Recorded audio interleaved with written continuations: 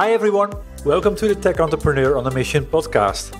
My name is Ton Dobbe and I'm the founder of Value Inspiration and the author of The Remarkable Effect. I'm creating a tribe of tech entrepreneurs that are on a mission to do something big and meaningful. I invite you to join the tribe as well, especially if you want to create change that matters and put your software business on momentum that you're proud of. The goal that I have with this podcast is twofold. Firstly, to inspire new forms of value creation by sharing compelling ideas and stories about the potential we can unlock when technology and people blend in the right way. And secondly, share experiences from tech entrepreneurs like you about what is required to create a remarkable software business and how to overcome the roadblocks to do so. The guest on my podcast today is Paul Wickers, founder and CEO of Huggg.me. So at the start, any startup idea, especially if it's novel, is a great big bag of all of the things that are likely to go wrong, because in all likelihood, it won't be a success. It's just statistically unlikely for you to actually succeed. So on day one, you've got a great big bag of problems that you're going to have to overcome. And your job over time is to make that bag lighter before you take it to an investor. Because the more of those risks you've gotten rid of and you've got a lighter bag when you go forward to raise the next round of money, the better your proposition is, because you've done more to prove it. Now, what I spent was too long on creating the first product and not enough time just knocking over those barriers, actually, because I underestimated. I was confident that the idea would work, and I didn't realize how hard product market fit is. Now, product market fit is the thing that kills most businesses. This is Paul. He spent 14 years in the structured finance team at RBS and then later Santander. During this time, he came to study the social economics of the greeting card industry. He realized that the success of physically sending a greeting card in the offline world had never been achieved in the online world. And this helped him to develop the insight that the principles of giving and receiving emotionally impactful gifts could be applied in a digital way. It just had to be done in a different way. And this became the launch of Huggg in 2015. Paul built the platform in his spare time, left his job in 2016, and the platform first launched in July 2017. But the journey of his company wasn't an instant success from the start. And it's the story of business resilience that really caught my attention and inspired me to invite Paul to my podcast. Listening to this interview will feel like watching a movie trailer unfold. We explore the lessons that Paul learned as he took his product to market, initially towards consumers, later towards business to business. We discuss the importance of product market fit. We discuss his lessons learned when it comes to allocating funding to the right levers in the business. We go through what happened when COVID hit the world, the rationalization that unfolded, the hibernation, the rebirth, and finally, how sheer perseverance and focusing on the problem, not the product, helped him succeed. By listening to this podcast, you will learn 4 things. Firstly, that if you can create a constant feeling of genuine urgency around the mission, you get the best out of people longer term.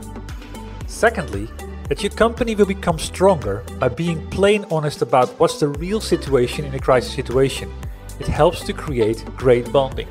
Thirdly, that nothing is as bad or good as it first seems. And fourthly, that when one thing goes away, other things will open up. So focus on the positive things that you can do rather than the negative things. Well, hi Paul. Thank you for making the time available today and being a guest on my podcast. No problem. Very happy that you invited me. Yeah, it was by the story that I was told by someone that I met on Lunch Club, Liz from Kindred. When I told her about my second book that I'm writing, it's all about remarkable resilience. I asked her whether she knew any entrepreneurs out there that had a fascinating story to tell about, what happened through the last 20 months and how they changed and how they pivoted and how they came out stronger from it. So that's how this is all starting. Before we start and talk about your company, Huggg, a little bit about you. If you had to describe yourself in 2 or 3 words, what would you use to characterize yourself? Oh, okay. So in 2 or 3 words, I would say ambitious dad. Wow, Okay. it's hard. 2 or 3 words. I would say I was an ambitious, devoted dad. All right. There's a couple of things here that is always good to see. The ambitious part around, the entrepreneurship, devoted, of course, kind of the persistence to keep things going. And I'm really eager to hear your story. And of course, that which is about caring for the family and making sure that you focus on the right things. Yeah. So I love that. The company Huggg officially came to market around 2017, if I'm correct. Yeah, that's right. We came to market initially as a B2C gifting app back in 2017. So what was the big idea that sort of kind of sparked the idea to start a company?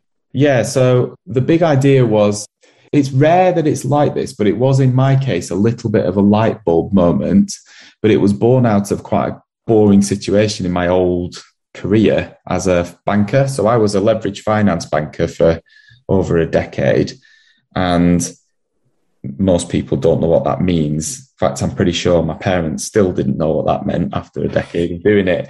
It meant that I did the big loans, that I would arrange the big loans that would fund the management buyout or an IPO or a company buying another company. So mergers and acquisitions activity. Yeah. And one of the deals that I worked on was the IPO of a greeting card retailer, a very large one in the UK. And we were doing a loan for that deal, but the process of arranging loans is about assessing risk, because the loan part of the capital structure is the thing that has capped upside and uncapped downside, whereas the equity has uncapped upside and capped downside. So you're really assessing risk, and what you're trying to figure out is, will that money come back in its entirety or not? That's it. Yeah. Will you get your principal and interest, or will you lose a portion of that or all of that cash? And I was director, so that means that my reputation, my performance, my everything is on the line. My personal P&L is on the line if it goes wrong. So you think very deeply about whether it will work or won't work, and you go into all of the risks associated with it. Now, there was a weird thing. Now, it actually ended up being quite a no-brainer as leverage finance loans go, because it was such a strong company. And the reason it was a strong company was because that the demand for it, notwithstanding the fact that it had a great competitive position, was that the underlying reason for the existence of greeting cards, and in particular in their physical form, was because the act of sending a greeting card is actually baked into an element of psychology that's as old as humans are, and it's all around thoughtfulness, or the one person's expression of thoughtfulness towards another. So It didn't matter what level of technical disruption or digital disruption you put over the top of that, the underlying sentiment was going to take a lot longer than digital transformation would ever break down. And that's why digitally, nobody had ever made the e-greeting card work. They still haven't. We've got things like Moonpig now, which has made more of a dent on the market, but that's still causing a physical card to get sent. It's just a little bit easier to do it and make it personal. But what I started to think was, there still would be digital disruption in that area, and maybe it would come in a different form. So I started to think about what might be the same sort of price point, but would still feel quite a nice kind of meaningful thing to do. And the very simple premise that actually turned out to be fiendishly complicated to actually achieve, but the simple premise of, what if you could buy somebody a coffee from their favorite coffee shop and send that to them so that they could digitally redeem it immediately? And that would be about the same price. It would be thoughtful, and it would be a meaningful replacement in our digital world for a greeting card. And that's where it all started. The idea then came for an app that could do that, an app that could convey a digital redeemable gift, often edible, for the real world. Now, in order to do that, you have to have the tech, but you also have to have a network of places where you can redeem it, a safe method for redemption to occur, all of the fraud nonsense around it. And it turned out to be a fiendishly complicated thing to do. But I had that thought whilst writing that deal, and I started working on it in my spare time, and didn't stop until I was able to leave that job a year later with enough there to give me the security that I needed to be able to move out of that finance world and into the startup world. Fascinating. I mean, talking about someone that has been in M&A and lending and understanding upsides and downsides and risk assessment, You must have been like very strong feeling that this was going to be a huge success. So interesting, yeah. Yes. Well, the overwhelming feeling I had was that there were the risks that actually didn't make sense. I had a good salary, I had a mortgage, I had security, I had a very good reputation internally where I was, and I had a lot of friends, and I respected the people I worked for, and I actually loved the job that I had and the job that I left. But the only risk that I couldn't deal with was just the risk of being old someday, looking back on my life and wishing that I'd given it a try. And that risk of regret, future regret, you tend to like regret the things that you didn't do rather than the things that you did do. I think in most circumstances, I can think of a few people that would have preferred to have not done some things that they've done. But I think the risk of regret for me was just the bigger one, the more overwhelming one, and the one that I couldn't deal with. So that was why I went ahead and did it. And it would be fair to say that I estimated it to be a tough ride, but I massively underestimated how tough it would be. Tell me, like, what happened? Well, we got off to a pretty good start, actually. So we had early investors that were willing to take a very early risk, which meant that we could get the tech built. And by getting the tech built, it meant that we could have a pretty decent version of an app before we tried to go out to market and get supply. Now, I now know that that's completely the wrong way to do it, and I wouldn't start the next business in any way the same way that I'd started the first, but you make these new mistakes and you learn by doing, don't you? So we were able to have the technology built out of house initially. And then when we launched the product, we initially launched in Bristol, and we convinced 20 coffee shops to be redemption locations. And so we launched, and we knew this when we launched, but we knew that people would use it, but very quickly run out of what they can do with it. It's like, Uber's kind of helpful if you can get a car, but as soon as there are too many users there and there's only one car in your city, it's useless. So with a marketplace, you have to be able to build up the supply as the demand grows. And we had a horrible geography problem in that we could get users in Bristol to download the app, but they had to want to send one thing to somebody also in Bristol. And they didn't. They wanted to send other things to people in London and Newcastle and Glasgow. So what we did is we used that first period as a proof of concept. It did prove the concept. We had adequate data to then go ahead and raise venture capital. And I was able to raise venture capital from Kindred, and that ultimately is where our intro came from. And they've continued to be our lead investor ever since. And that was back in January 2019. Yeah, let me pause here, because you said we made some mistakes and we would never do it again. And what would you do different next time if you start a company? Would you go, for example, first do all the assessments and don't do any tech at all? What I did was, part of it was about understanding technology a lot better now. And part of it was about understanding not lean startup methodologies per se, but that you don't have to have advanced things quite so far as you think to be able to prove the next. So what you're always trying to do is prove the next stage. So at the start, any startup idea, especially if it's novel, is a great big bag of all of the things that are likely to go wrong, because in all likelihood, it won't be a success. It's just statistically unlikely for you to actually succeed. So on day one, you've got a great big bag of problems that you're going to have to overcome. And your job over time is to make that bag lighter before you take it to an investor. Because the more of those risks you've gotten rid of, and you've got a lighter bag when you go forward to raise the next round of money, the better your proposition is, because you've done more to prove it. Now, what I spent was too long on creating the first product and not enough time just knocking over those barriers. Actually, because I underestimated. I was confident that the idea would work, and I didn't realize how hard product market fit is.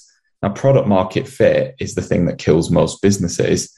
I'd never heard of it until we were wrestling with not quite having it and trying to work out what it was that we didn't have. It turned out we didn't have product market fit. So what we could have done was there were a lot of things that we could have solved earlier. And then the other thing that I would change definitely is I would change there were a lot of occasions where I knew that something wasn't right.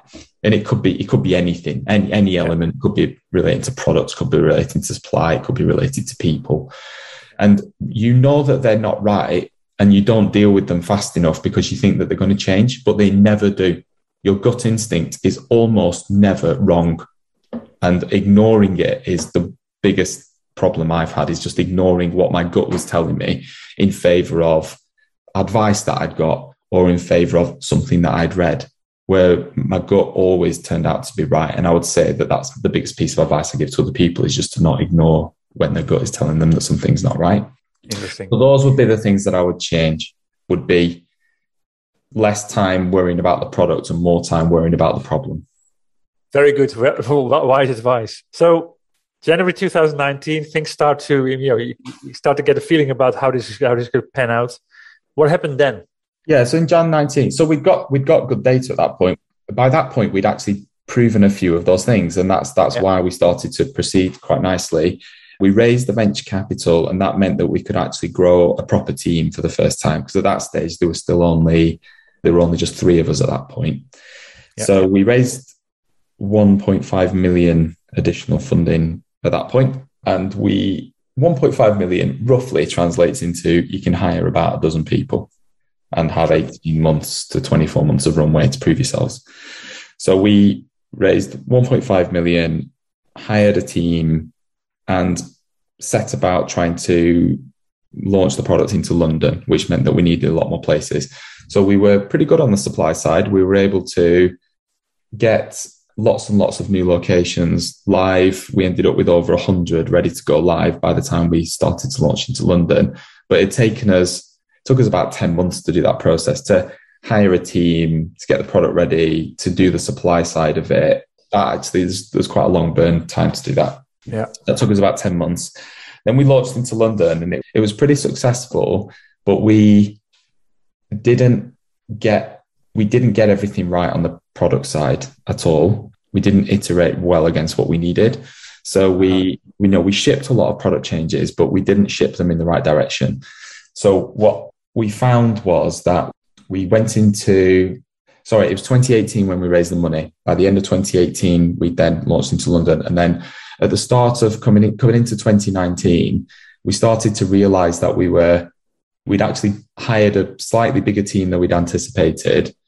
And we'd started to get users, but we had really poor repeat and activation use and repeat use. Yeah. So we'd get people to download the app, but we couldn't get them to use it very much. It's like one time and then forget about it again. Yeah, exactly. Very poor active use versus the vanity numbers of app downloads. Put yourself in that trap as any founder, and we acknowledge that. But if you ever put yourself in the trap of exploring some vanity metric and not actually measuring proper usage and things that really matter, you're just causing yourself a problem, and you will get found out. Yeah, we did recognize this problem, but we just couldn't fix it. We just could not get the product to where we needed it to be. So, but one spark we did find in amongst all of this was that anyone who did use the product heavily were using it for business use. They were using it typically to send items to teams. So it was one thing that we'd done by accident, was we'd kind of hit that mark. Now, we planned to hit a B2B market, but we hadn't planned for the app to be the product that they would use. Yeah. Now, they were using this smartphone app, and we detected this. But what we did is we managed to just about hack our way to enough usage that enabled us to convince our first larger national chain to come on board, and that was Cafe Nero. By the time Cafe Nero came on board, that meant that our number of locations could be sort of national. True. Like, it's a large chain, but still the vast majority of the population doesn't live anywhere near one. But it was national enough that we could do B2B. B2B really needed national supply. Exactly. So at that point, that was spring 2019, and we decided first we tried to do B2B and B2C at the same time, but fundamentally we needed more than 20 people to do that, and we did not have the capital base to do it. So we at that point decided to rationalize down by about half the company to concentrate on B2B instead. Yeah. We did that in summer 2019. It was a really painful decision, but it ended up being the only decision that we could really make and the right one. So we then, into late 19, we started to really iterate on the B2B idea. We got our first B2B dedicated web app product out of the door. We carried on increasing our supply. And we were in a decent state, actually. We'd extended our seed round by that point. We were in a good state and we were starting to really find some product market fit in B2B.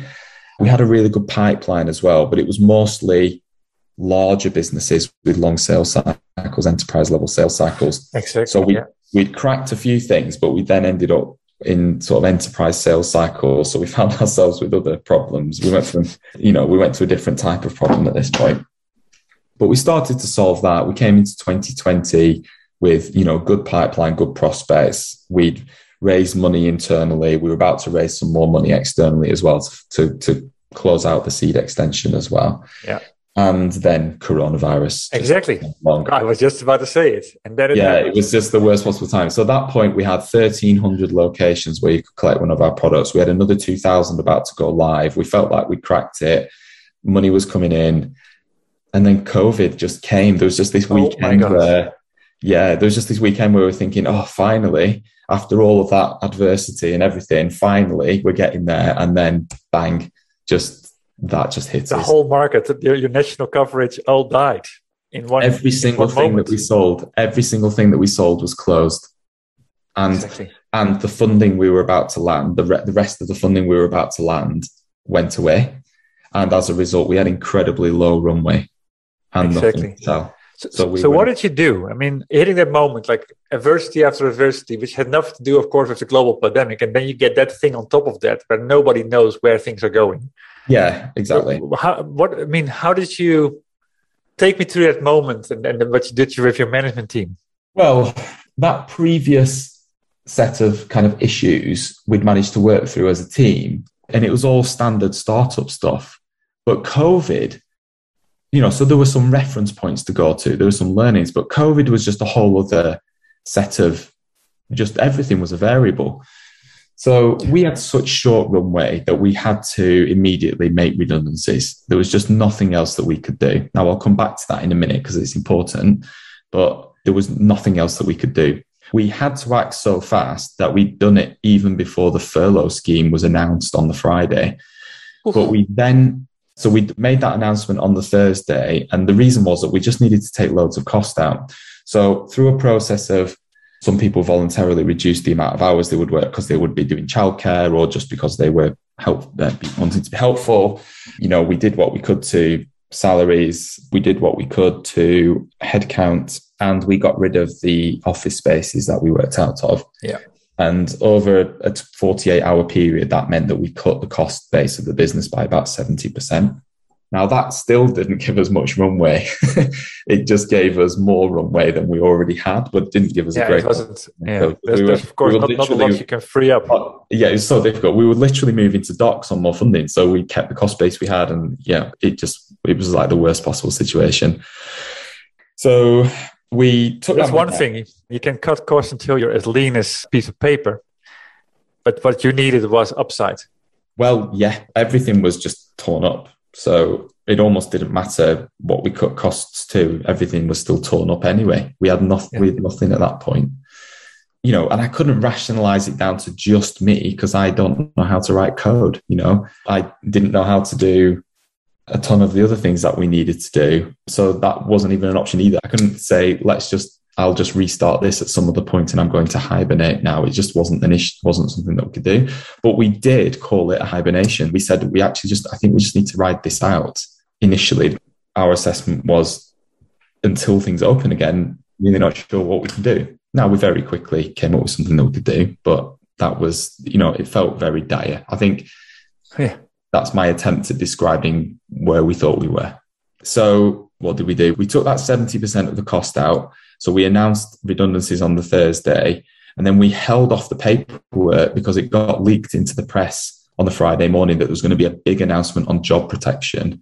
And that didn't happen all day until 5-6 o'clock when Rishi Sunak got behind the podium and started to describe a scheme that no one had heard of and furlough words that nobody had ever heard before. It's unbelievable. It's like almost in being in a movie, like hour after hour after hour. It was. So that was the kind of situation on the cost side. And now, by the end of that Friday, though, we'd heard about what the furlough scheme was, and I took the weekend to consider what it meant and actually concluded that where our cash flow was, it was too tight for us to be able to wait for any furlough scheme to actually get set up and put in place and funded. Mm-hmm. And it would mean having to cut everybody's salaries because we wouldn't be able to do the top-up element of it. So as a result, we actually decided at that point to proceed with the redundancies that we'd had because we felt like it was that or everyone would lose their job and we didn't have a chance to save it. Yeah. But in that same week, when we were cutting those costs, one of our team members happened to have lunch with his brother or dinner with his brother who works in a school. And his brother had spent all day going around supermarkets and trying to buy gift cards. And the reason was because when schools were closing, there were a whole load of children, 1.7 million of them, in fact, who get funded a free school meal. So it's a hot meal made at the school or at the caterers and catered at school and provided to those kids. There's an alarmingly high percentage of those 1.7 million children that unfortunately rely on that meal as their main source of nutrition. Wow. And their only source of hot food. So schools knew this. I was not aware of this. I can't believe that is the case in this country, but it is. I'm now very, very aware of it. But what happened was schools who were acutely aware of this were panicking like crazy, knowing they were going to get closed and that those kids would end up in a situation of horrible food poverty. So they were raiding their own budgets to spend as much money as they could to get their hands on as many supermarket grocery gift cards as they could to give to the parents just to tide them over before maybe some national scheme or some sort of strategy was put in place. Yes. So we learned about all this and we heard that all the supermarket gift cards had basically been ripped off the shelves. There were none left because all the schools were doing the same things. And we realized that our platform could deliver this service at scale to schools because the process of business buying 100 gifts for 100 staff members is the same as a school, buying 100 gift cards to send to 100 parents. So in that week where we're having to rationalize half the business, the other half of the business who were staying there was completely transforming what we did to do this new thing. And we were trying to drum up interest and support and get the word out that we could do this. So we were really, really busy changing the tone of voice of the product and onboarding all of the supermarkets and doing what we could to make the platform fit for purpose for that. And we managed to do it inside of a week and get that ready and start servicing schools. So we used our platform for something that we'd never considered before and that didn't exist before. And we started helping schools with that. So that was great. That gave us something new to focus on. And we were able to give our platform away for free to all of the schools and whoever else wanted to use it, but charge the supermarkets a tiny bit so that we would be able to make an element of revenue from it as well, to keep enough to keep the lights on. And so that worked for all parties involved. But 2 or 3 days after we launched that, the government announced that they'd been working for the last 6 weeks or so on a national scheme to do that. But they used a supplier called Edenred because they had to vary an existing contract in order to avoid a lengthy ODU EU procurement process that they otherwise would have to go through. Sure, exactly. So after 2 or 3 days, this thing that we built was then not needed anymore. So we pointed all of our customers over to there and we were kind of back to the drawing board. But because of everything that we'd done and we'd managed to drum up some press, the British Red Cross got in touch with us, and the British Red Cross wanted to figure out a way where their volunteers could go shopping for people who were isolating at home. You remember right back in the start of the pandemic, you couldn't get a supermarket delivery slot for love nor money. And people who were isolating were rightly terrified of leaving the house. Exactly. And some of them didn't have people to go shopping for them. But the British Red Cross could step up with 30,000 volunteers and another 70,000 relief volunteers and do it. But they didn't have any safe way for someone at home to set a shopping list and pay for it and the transfer of ownership of that cash or near cash would go to somebody to be dispatched, the Red Cross volunteer to be dispatched, and then the money got back with full trace of ownership. That was just not something that they could do. They actually emailed us, or what did they do? They might have even got in touch via Twitter. It was ridiculous sliding doors moment, the way they got in touch with us. One of the staff members spotted it. I emailed the person, didn't hear back from him for 2 days. And we were thinking, is this scam? we're sure we could do it. Was it scam? Was it real? Did they need us? We were delighted to try and help the Red Cross with no idea what it would turn into, or what they needed. But it turned out I just typoed his email address in a rush. So I never got a bounce back. So again, it's just one of those things where like a business is a series of, and some of the elements are a bit of luck. On that day, we got some luck that they contacted us, and then I managed to typo his email address, and we didn't hear from them for 2 days. And it was only because one of my colleagues checked and said, oh, actually, I think you typoed his email address, that we ended up working with the British Red Cross. So we spoke to them, we got their requirements. We were able to build that entire thing for them in about 12 hours. Wow. And I mean, I can imagine that moment where you were just looking at your email, like, why is nobody returning this? Yeah, exactly. We're thinking we'd love to help. At that point, you'll remember the whole country, the whole world was in this wartime spirit. You wanted to do anything you could to help. We were sitting there with a technology platform that was useless otherwise for a while. Exactly. And we just wanted to help. We wanted to work with the British Red Cross. We wanted to be busy. We didn't want to be doing nothing. And anyway, long story short, we ended up signing an agreement to work with them. And off the back of all of that kind of pivoting, changing, looking for things that we could do, helping, our existing current lead investor and one of the angels as well, they just came back and they said, look, fair enough. To be fair, you were probably dead there. But that was quite a set of decisions that you took as a business there. Very impressive. Here's 12 months of runway. And they filled the round we would have otherwise raised. Fantastic. And that's how we survived initially. Now, there's a lot more to that story, but I'll pause for breath for a minute. Well, I mean, just a roller coaster. I mean, it's you can feel it when you're talking about it. It's a great story about resilience. And yeah, I mean, things that you can see coming, maybe you can't see coming, things that you do wrong yourself, things that are taken away from you. So what has been the biggest lesson for you in this whole schema? I mean, well, in and amongst it all, I've actually only told you half the story at this point. But in and amongst it all, the biggest lesson we've learned is that when your back is up against the wall, that's when you do your most creative work. So if you, inside of a business, can create a constant feeling without overwhelming people with pressure, but if you can create a constant feeling of mission and drive and goals and targets and, urgency, you're pretty likely to get the best out of people in the longer term. But it's pretty hard to fake. It wasn't hard to fake in the end of March last year. True. That was all very real. But that's it. I knew that anyway, but I saw it in action at that time. Let me make a small interruption here. Paul just made a critical remark that's the essential lesson to embrace for any software business, to create a constant feeling of mission, drive, and urgency. It's in the combination of that where magic happens. Mission is about the clarity around the change that you seek to create, something that you want to see happening, even if you're not part of it yourself. Drive is about falling in love with the problem, not the product, and looking at it from the outside in, i.e., from the perspective of the people that you seek to serve. And lastly, urgency. That's about creating a clear understanding what's at stake if you don't act on it. And this is a trait that remarkable software companies master.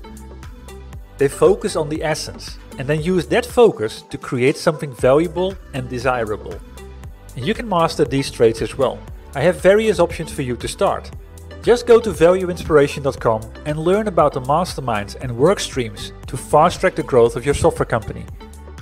Alternatively, just grab a free Kindle version of my book, The Remarkable Effect, from that same website. Back to the interview. So, you're touching upon a couple of very important things, which I keep hearing back. It starts with having something to fight for that we all believe in, right? Mission. Yeah. And another thing that I heard continuously over the conversations that I've held around the resilience topic is the honesty, the transparency with people. Okay, maybe we might not have all the answers, but this is how we are standing for, and we have to do this together. That's right. And I can't take the credit for that. It was actually a founder friend of mine when we were getting sort of low on runway right at the end of 2019 going into 2020, having to raise the rest, having to extend our seed round, hitting product market fit, but battling with long sales cycles and thinking, currently we're playing chicken with our runway versus whether this traction will come through in time. There's varying bits of wisdom as to how you're supposed to go about those sorts of situations. One of them is you don't want to panic people, or you don't want to give people the impression that they're in any sort of peril because they might all leave and then you definitely fail. That's one school of thought. And I'm sure there are situations where that is the case. A founder friend of mine had said that when he was in a similar position, he'd found that if you instead went the other way and told everyone absolutely everything, and they knew what was coming and what you were working for and what you needed to hit to achieve it, you'll probably find, if you've got the right people, that they won't actually leave, True. That they will stay, and that they will just help you to get through it. It goes back to your original idea about kind of why people gift things, why people send gift cards, because they care. Yeah, they want to do good, and they want to kind of make that difference to other people. Yeah, exactly. They care. Exactly, they care about this.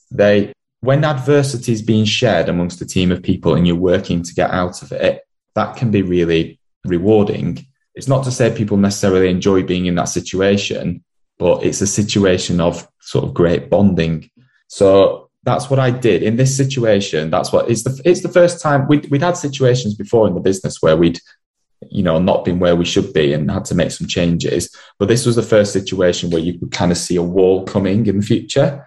And so I took that route with it, which was to just say, look, this is exactly where we're at. This is the cash balance. This is what we need to do. I need to raise money. You all need to get traction. We need more supply, blah, blah, blah, blah, blah.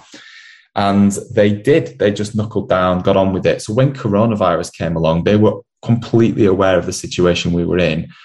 And everyone was great about leaving. Now, because we then went through that cycle over 3-4 weeks of we're dead, oh, here's the thing we can do, that's gone away, but British Red Cross, and then, some great activity off the back of that, and then raising money again, and we were safe. We then went back to everybody that we'd made redundant and rehired, furloughed, and backdated their pay. So they actually never ended up with a pay gap in the end. They ended up with a pay cut because of the furlough scheme, but we were able to keep them at least in income for a period of time. So the first thing we did was just get them all back on the payroll. Now, we didn't know whether we'd ever get to the point where we could rehire them fully and bring them off the furlough scheme. We knew we'd do everything we possibly could to make that happen. And again, we just gave people the heads up. We're rehiring you, furloughing you. We'll do everything that we possibly can to do this, but it might not work. So go forward with your eyes open. So that was a good, they looked after us. We looked after them later on. And some of those people have now, even though they went off and got other jobs in most cases, some of them have actually come back working for us later on. That's what's happening. You can just create a stronger culture out of it. Yeah, exactly. So you can come out with a much better, we've come out with a much better business now, because what we then went on to do was this national scheme took over for free school meals provision. But because we'd created this vouchering system and then started working with the British Red Cross, it turned out that using grocery vouchers, where you can give the recipient the choice of different grocery brands to go to, is actually a really dignified way of replacing food aid that would have been in the form of food parcels. It turns out that there's a huge amount of money spent on that, which is better spent on something else that replaces that. So the British Red Cross went on to use our product actually as a modern day food parcel equivalent. And now we have a ton of local authorities who do the same. they distribute a form of welfare in the form of vouchers. And we have about 30 local authorities who do this on our platform now. So we have an entirely different size of the business. Yes. And then free school meals, not in term time, came back with a vengeance at the back end of 2020. And we picked up a lot of that business as well, because we already had systems in place to do it. So we now have a huge vouchering business as part of what we do. It's run to tens of millions now. And we charge the supermarkets to take part. We've become profitable. We've now tripled the size of the team in the last 6 months. Way to go. Yeah. And also we used all of that downtime to revisit all of the issues of old, like the long sales cycles, rebuilt our platform, completely replaced our supply with a different type of delivered item, and have had a huge amount of success from that. So we've come through it with a massive side of the business that didn't exist before. We've become profitable and cash generative, although we're trying to burn through that to grow, hire as fast as we can. And we've really landed in a better position than we could possibly have imagined at the start of the coronavirus period. Yeah, to kind of round this all off, what do you believe? I mean, talking about resilience, and I mean, there's so many business software companies, and I can refer to business software right now because you are in that, it's now B2C play. What do you believe are the top 2 or 3 resilience traits that you need to create? What do you need to have? Huh? What do you need to have in order to be a resilient person, I suppose, or a resilient business? Not only kind of bounce back from adversity, but actually come out stronger. Come out stronger, yeah. So I think one of them is not being afraid to change your mind quickly and go after something quickly when you spot an opportunity. So when one thing goes away, other things open up. And if you concentrate on the positive things that you can do rather than the negative things you can do, you will find new opportunities. So one thing is being able to spot opportunities and not being afraid to change things to go after them. That would be point number 1. Point number 2 will be, I got a really great piece of advice from one of our investors. Actually, it's Russell at Kindred. Russell sat in the early days after we'd taken Kindred's money. Things started to go, not everything goes right all the time. In fact, most days, something's going wrong. And it seems to be my job to just deal with those things rather than all the nice stuff. And one thing I realized early, we once had what I now look back on it, an incredibly minor GDPR breach, really minor. But it happened on the first day of GDPR coming into place. And it related to something that a developer who didn't work for us anymore had done 6 months prior. We just happened to find it on that day. So it felt like the world had ended. And we did everything we should do. We self-reported to the ICO. I mean, it was tiny. Right now, it was like a really minor thing. There was never any evidence that anything had ever been breached. But we found what could have been a security hole, and we plugged it and self-reported to the ICO and told all of our customers and did absolutely everything that you were supposed to do. And I told our lead investor, who hadn't long since put their money in, and I was expecting him to flip his lid and get really kind of irate about it. But he'd seen so many other problems of greater magnitude that it didn't really bother him. And in fact, he actually just praised me for telling him. He was surprised that I'd even told him what we'd done and the way we dealt with it and everything and documented it all. He was actually quite impressed by that.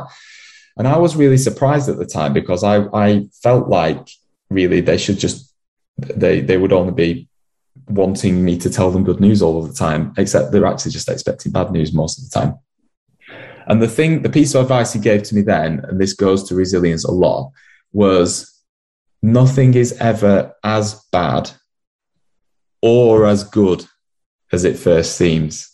Now, the second one of those is really important because every single shiny new partnership opportunity that looks like a game changer is never a game changer. So that second part is also important, but the first part is also true. Nothing is ever as bad as it first seems. That's true. Yeah. And that was one thing that got us through last year. So opportunity spotting, being able to just get yourself like off the floor and realize that nothing is as bad as it seems. The third one is you can't do it without support network.